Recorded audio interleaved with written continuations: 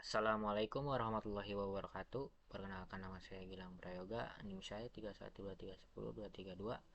Saya dari Prodi Teknik Informatika.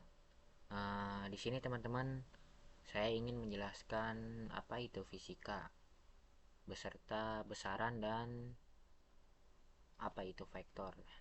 Oke, yang pertama kita menjelaskan tentang apa itu fisika ya.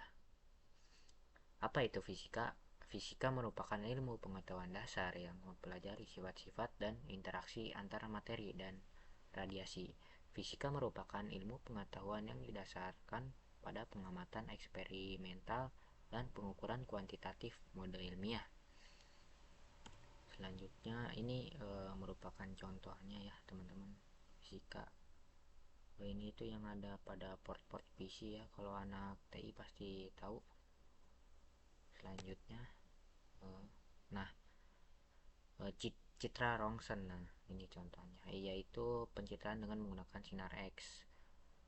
Lalu ultrason atau ultrasonografi merupakan teknik medical imaging dengan menggunakan gelombang ultrasonik ya, atau gelombang suara frekuensi tinggi. Nah contohnya seperti ini ya teman-teman.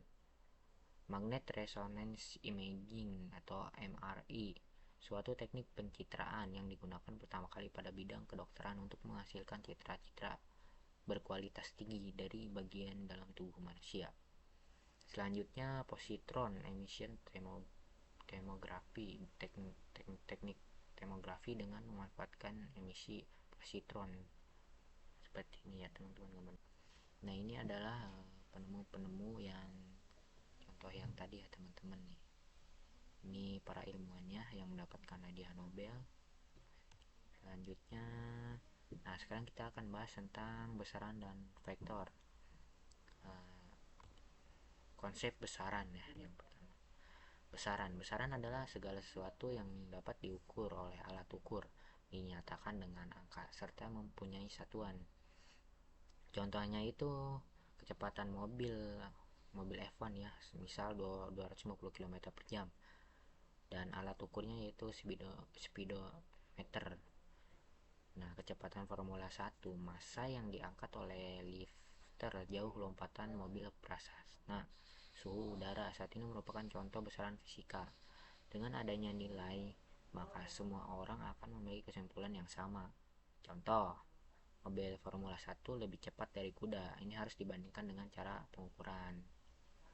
Entah itu diukur dengan, kalau mobil kan bisa diukur dengan speedometer ya. Kalau kuda mungkin ada alat ukur lainnya.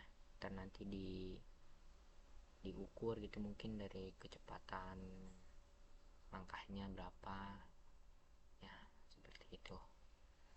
Besaran fisika dibagi menjadi dua, yaitu konseptual dan matematis. Untuk konseptual ada dua, yaitu besaran pokok. Besaran pokok yang ditetapkan dengan suatu standar ukur, dan yang kedua besaran turunan, besaran yang dirumuskan dari besaran pokok. Matematis, besaran skalar hanya memiliki nilai, besaran vektor memiliki nilai dan arah. Besaran pokok, ini adalah contoh besaran pokok ya. Istilahnya ini panjang sebenarnya itu mengukur panjang sebuah benda. Massa yaitu mengukur massa atau kandungan material benda tentunya ya.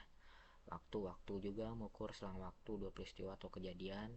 Kuat arus listrik mengukur arus listrik atau aliran muatan listrik dari satu tempat ke tempat lain. Suhu mengukur seberapa panas suatu benda. Intensitas cahaya mengukur seberapa terangnya cahaya yang jatuh pada benda. Jumlah zat mengukur jumlah partikel yang terkandung dalamnya. Dimensi ya, besaran pokok maupun besaran turunan dapat ditulis dalam bentuk dimensi. Kegunaan menentukan dimensi atau besaran adalah bahwa dimensi dapat dipergunakan untuk mengungkap adanya kesamaan antara dua besaran. Bila dimensi dua besaran sama, maka kedua besaran itu dapat diberi satuan sama untuk menentukan tepat atau tidaknya suatu persamaan analisis dimensi. Selanjutnya, besaran gerak. Besaran gerak adalah besaran fisik yang mendeskripsikan gerak benda seperti posisi, perpindahan, jarak tempuh, kecepatan, laju, percepatan, dan lain-lain. Besaran gerak ada yang berupa besaran skalar dan besaran vektor. Ini contoh dari besaran skalar energi yang dimiliki bahan bakar hanya menyatakan jumlah atau kuantitas. Besaran vektor contohnya gaya dan perpindahan yang merupakan besaran dinamik yang memiliki besaran nilai dan arah. Materi kedua yaitu vektor ya. Vektor. Konsep vektor. Vektor adalah besaran yang memiliki nilai dan arah dan digambarkan dengan himpunan ruas garis berarah. Contoh besaran vektor adalah jarak, percepatan, momentum, impuls, dan sebagainya.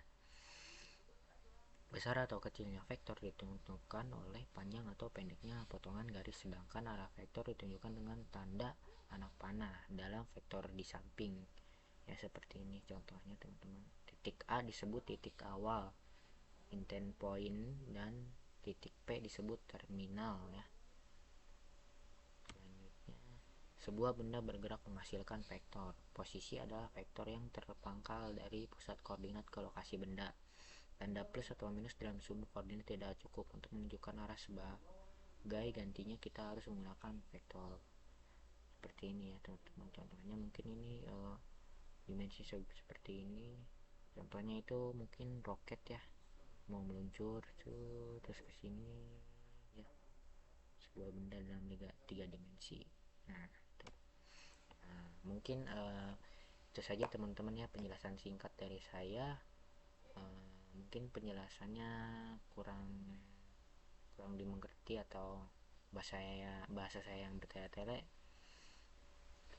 mohon dimaafkan. Terima kasih. Wassalamualaikum warahmatullahi wabarakatuh.